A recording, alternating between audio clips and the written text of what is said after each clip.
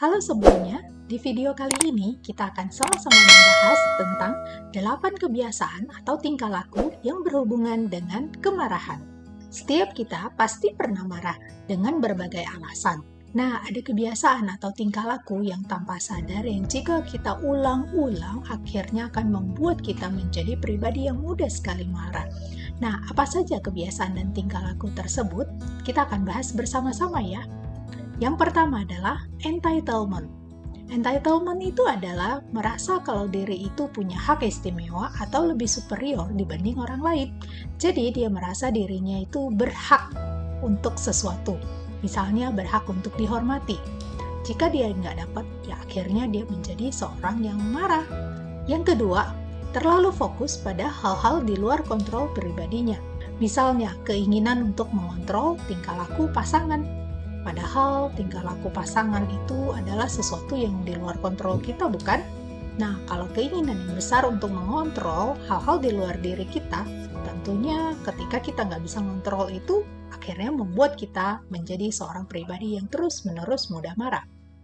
Nah, yang ketiga adalah regulasi emosi eksternal, yaitu di mana berusaha untuk mencoba meregulasi emosi dengan cara mengontrol lingkungan atau keadaan. Misalnya berusaha menciptakan keadaan yang baik dan sempurna atau yang tenang supaya nggak marah. Padahal kita kan nggak selalu ya bisa mengontrol keadaan di luar diri kita. Nah, kalau kita berusaha untuk meregulasi emosi kita dengan eksternal, ya kita akhirnya mudah untuk marah.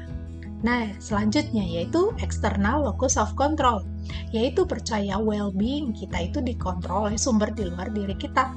Nah, tanpa sadar kita yang external locus of control ini, kita meletakkan sumber kebahagiaan di luar diri kita, atau diletakkannya itu kepada keadaan atau orang di luar diri kita.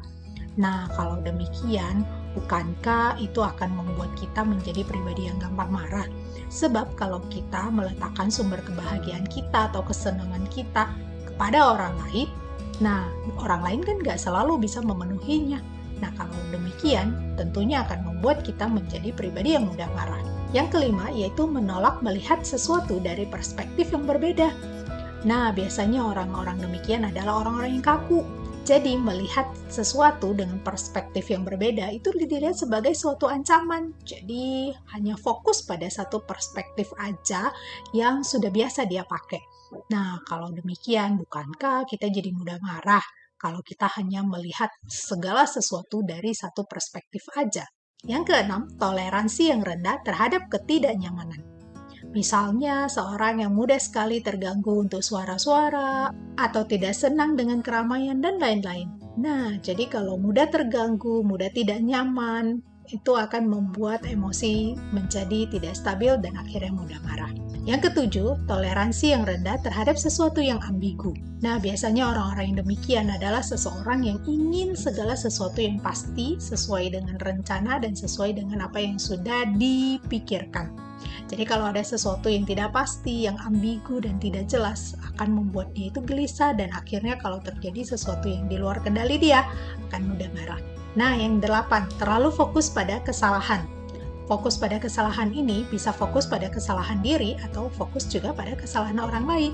Nah, kalau kita hanya fokus pada kesalahan dan tidak mengambil hikmah dari apa yang terjadi, tentunya kita akan marah terus-menerus.